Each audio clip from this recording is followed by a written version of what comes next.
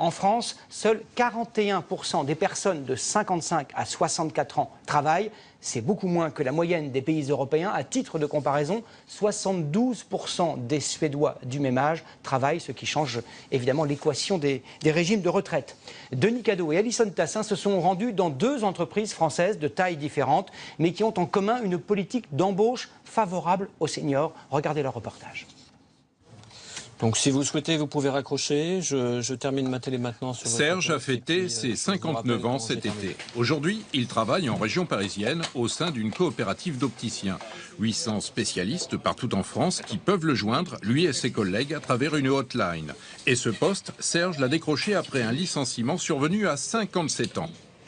57 ans, je m'attendais plutôt à ce qu'on me propose soit des missions en intérim, soit des CDD.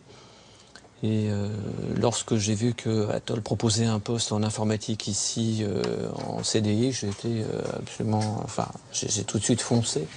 Affaire conclue en seulement une demi-heure avec le responsable des ressources humaines. Et cerise sur le gâteau, le salaire tient compte de l'expérience. On a décidé d'embaucher, je dirais, les seniors avec une certaine préférence, parce qu'on s'est rendu compte qu'ils apportaient un certain recul par rapport aux événements, par rapport aux contacts qu'ils pouvaient avoir avec nos opticiens. Et de ce fait, c'est bénéfique pour tout le monde. Autre exemple positif en matière de travail des seniors, cette petite entreprise bretonne.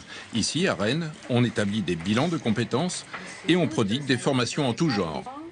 On est 26 salariés, dont 10 seniors et dont 20 femmes d'ailleurs.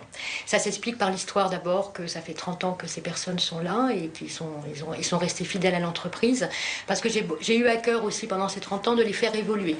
Ce qui n'empêche pas aussi l'embauche de moins de 25 ans. Je travaille en collaboration étroite avec une collègue qui est beaucoup plus jeune et je pense qu'on fait un super tandem. Donc c'est très intéressant justement de travailler avec des différences d'âge. Une cohabitation harmonieuse qui devrait être la règle dans toutes les entreprises, mais une cohabitation impossible lorsque sont exclues a priori les 2 extrémités de la pyramide des âges.